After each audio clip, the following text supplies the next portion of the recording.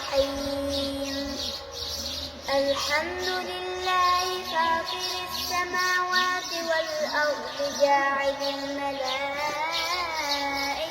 رسلا أولي أجنحة مثنى وثلاث ورباع يزيد في الخلق ما يشاء إن الله على كل شيء قدير.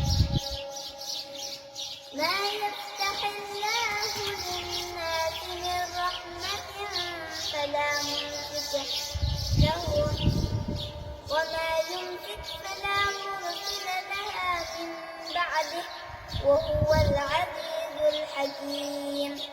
يا أيها الناس اذكروا نعمة الله عليكم هل من خالق غير الله يرزقكم من السماء والأرض لا